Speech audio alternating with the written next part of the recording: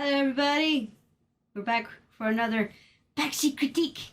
Yay. This time, we watched Conclave. Not that one. Yeah, not that one. See, Teddy suggested we watch Conclave, the famous one that's just come out, and I was like, wait a sec, I know of another film about a papal conclave called Conclave that we could watch and make it a whole trick thing, so ha ha ha ha ha. We're doing the other Conclave next time. You've all been tricked. Well, I'm pretty sure they'll see the thumbnail. Maybe I'll make it a fake thumbnail. I don't know. That's future me problem. We gotta get Brian Blessed and Ducky and all up in there. Oh dear. So, basic concept. It is a film about a papal conclave back in, when was that? 16 or 1700? 15 something. Who one of the main 15, characters is actually a villain from the second Assassin's Creed game. So, yay? Yeah, it's one of these rare historical movies where almost every character on screen has a Wikipedia article. It's like there's almost no one in there that's been invented. Yeah, because it was taken from actual historical records, which was interesting. Yeah, if I remember correctly, this is based on the only first-hand account of how a painful conclave went, that from the time period, and so it got turned into a film. But the very, very weird thing is, this is by the team who made Lexx. So you get a bunch of Lexx actors. You know, the writer of this is Paul Donovan, the creator of Lexx. Lex Jigaroff, one of the writers of Lexx, acts in it, with a dodgy Russian accent. It's filmed in a very similar way to Lexx. You get a lot of CGI backgrounds and stuff like that. So if you've seen Lexx, it is a supremely odd experience to watch this as well. I mean, Stanley Tweedle is a supporting character, actor. It's been a long time since I've seen Lexx, so I didn't really pick up on any of that. I honestly thought those were painted backgrounds. They didn't look like CG to me. Yeah, modern CG just feels very different than old school CG. And in this case, a lot of it, like, it didn't. Like, I noticed what it was, but at the same point, modern CG just feels so much worse. Yeah. This one, they were going for a stylized look because very cleverly, they didn't have a giant budget, so they knew it would look fake regardless, so they went for the stylized painted look, which, yeah, a definite improvement. It made it feel like a modernish take on the I, Claudius type things, where everything's restrained and in small areas, but then you have to use special effects whenever possible to try and evoke stuff. Yeah. But anyway, we're going to wander into spoiler territory now. Spoilers. Should we mention? Well, that's true. Should we mention what we thought about the film without spoilers first, or before we go into spoilers? Yeah, we should do that. Yeah. Overall, I liked the political intrigue of where it was going.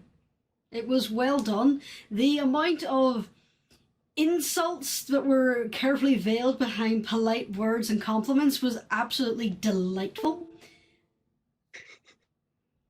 It was well written, I'll give it that. And giving Brian Blessed impassioned speeches is always going to be a win. I am a big fan of this film.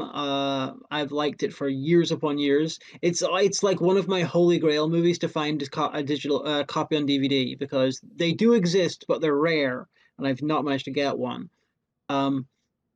It's a fantastic oddity.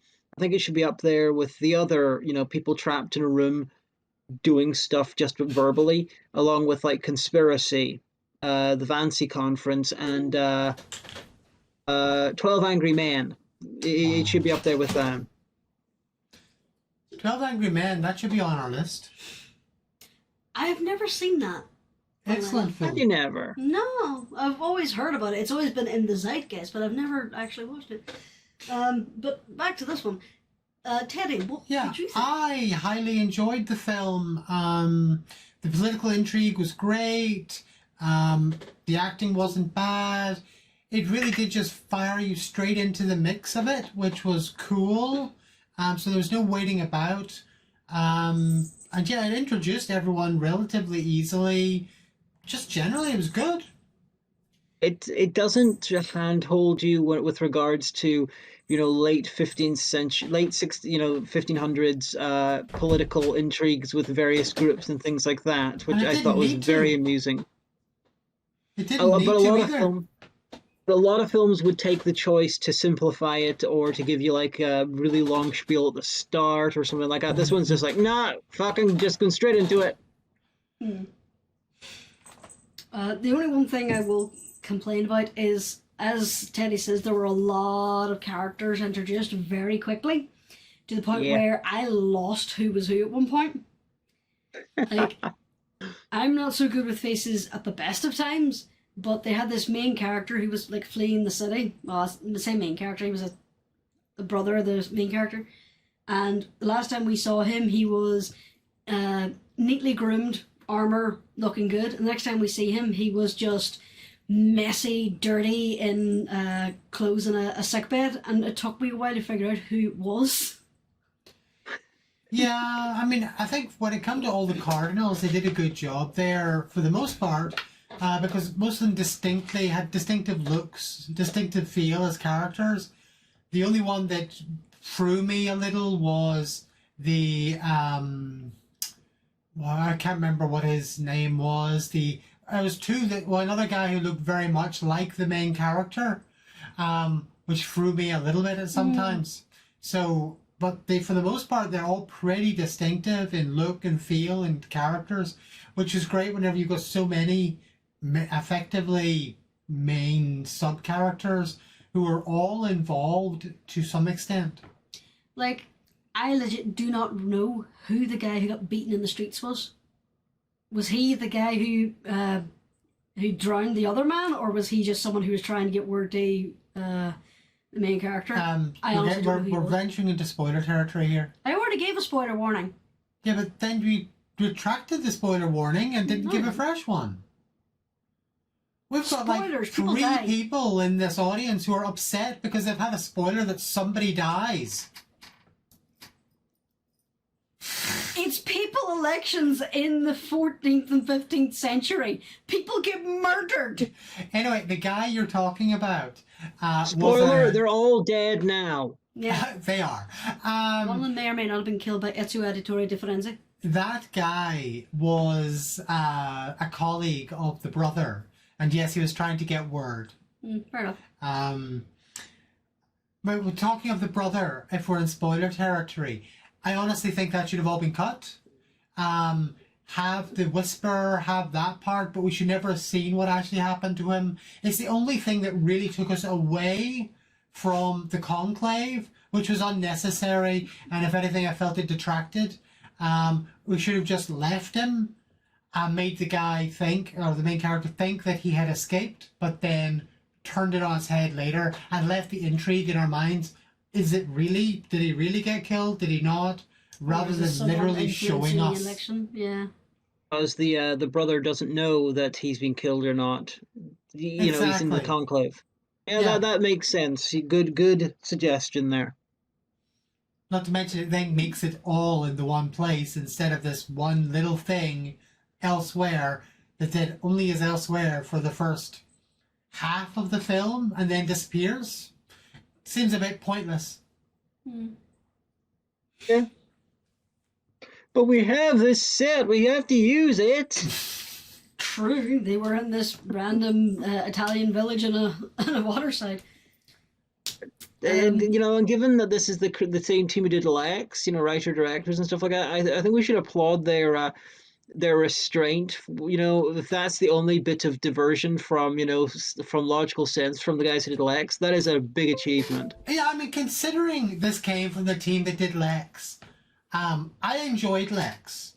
Don't say otherwise. Nicola, we need to watch Lexx. I don't know if you've Lexx seen is all so Lexx. good. I remember 2 things from Lexx. I would like to rewatch it again. I worship his divine shadow, of course.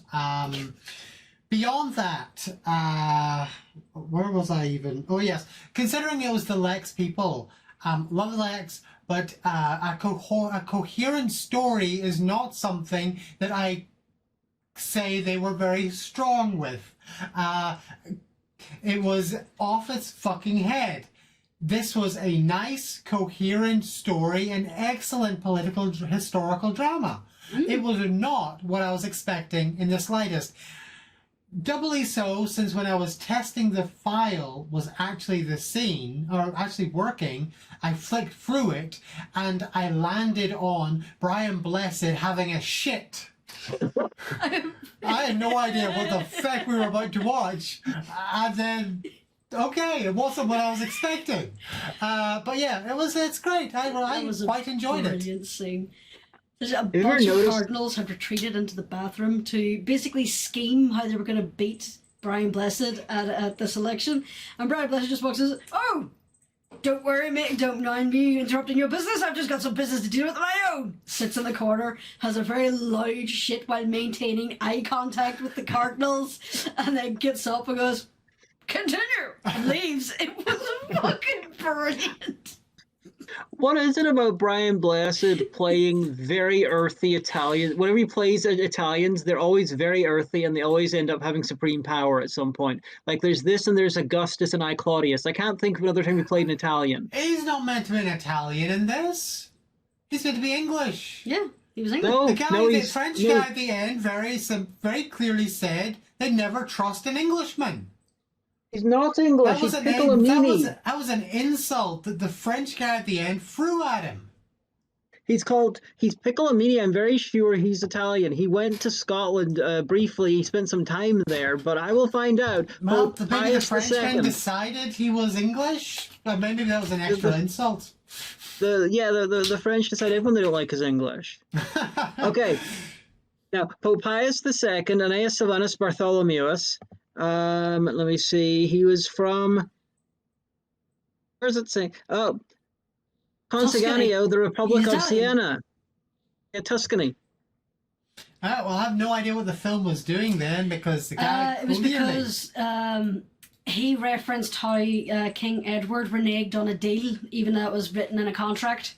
And the Frenchman was like, "Well, of course the English renege on deals. They're English. They can't be trusted."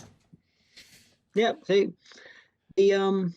This one I mentioned several times. I tried to get to watch this with my dad, but it's always fallen through for various reasons. And it's interesting because Pope Pius II is one of the popes he actually knows a bit about. So because of his journey to Scotland and stuff like that, he's considered a great scholar.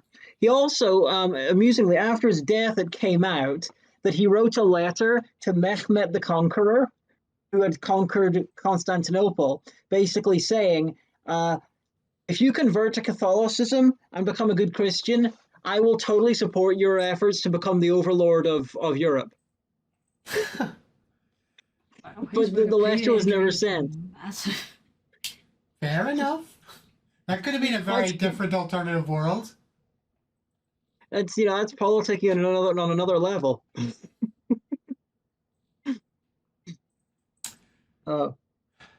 So, yeah. Any other thoughts? I really enjoyed it. It was quite good. It was well written. The music did kind of overdo it at a few points, and there were a few game show-esque will they, won't they, who gets voted out moments where they just spent too long on the shot, in my opinion. And the music was a little bit... Yeah. There was a scene where they were voting and the music was like, this should be over a chase sequence. But other than the voting things where the music starts to get like really enthusiastic for some reason, the sound design was done really well. You know me, I'm a sucker for sound design. The visuals, honestly, never noticed the CGI. I thought they were painted backgrounds because they were done quite well. There was one that I did mentally note to myself. It was a really long corridor, and one of the characters just crosses over it, and I thought, that's a really nice painted background. But a few dodgy accents, fantastic dialogue, decent music, good plot. It is so odd that... but go ahead. I don't know very much about the period. As far as I know, this is pretty historically accurate, though. But the accents. Brian Blessed's the only one not doing an accent, and most of the cast are Canadian. There's a couple of English people, and there's some Germans, and they're all playing Italians and French and Spanish, and there's one Russian and there's a Greek, and Yeah, it's like the Greek's accent was, is he trying to be Scottish? Scottish by way of You- Dublin? you got a mad accents all the way around. I mean, doing the Russian accent, you've got Lex Jigaroff, the writer from Lexx, who was seen in my review of God damn it, the Christmas tree murder movie, where he played a guy who got murdered by a Christmas tree. He also turned up in Lexx a bunch. He's doing a terrible Russian accent. You've got Stanley Tweedle from Lexx doing a terrible Spanish accent as Rodrigo Borgia's good cousin, which is weird casting for Brian Downey to begin with, because he usually plays odious little characters. There's one thing I want to confirm while I'm here.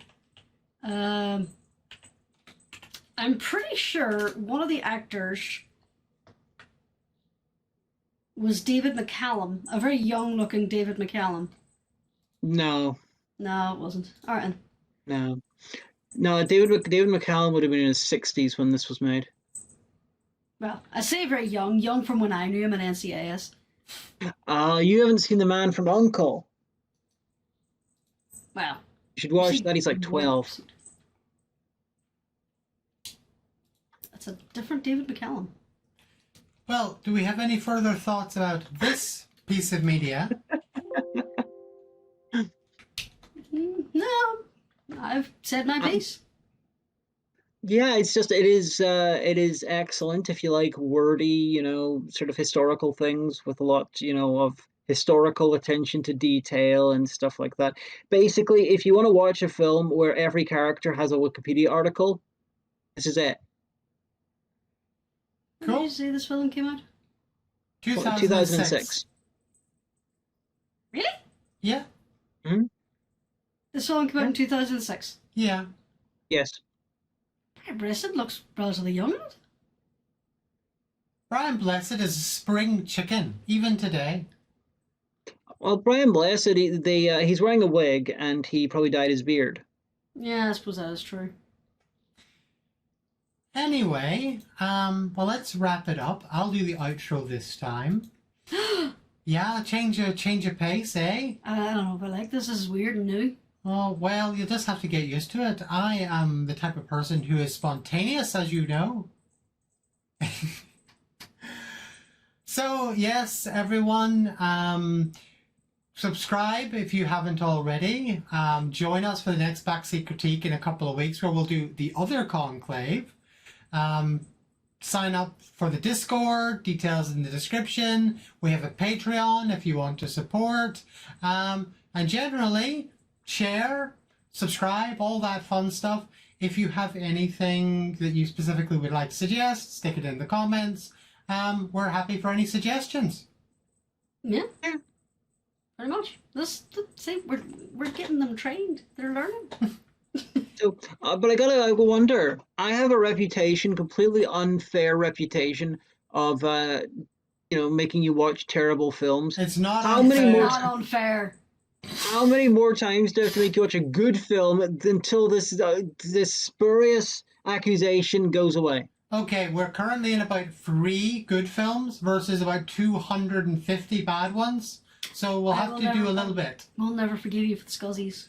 We'll also never forgive you for that, or Eat the Schoolgirl, Or Slaughter Vomit Dolls, or yeah. any of the Harry Russo stuff. You didn't watch Slaughtered Vomit Dolls. Yes, I did. At least, And if I you didn't did, need to. you didn't. I didn't watch. I never took notes for Slaughtered Vomit Dolls. It's the only ones I didn't take notes for any of those films. I You watched made them me by watch myself. that. No, I did not. I remember it. I didn't.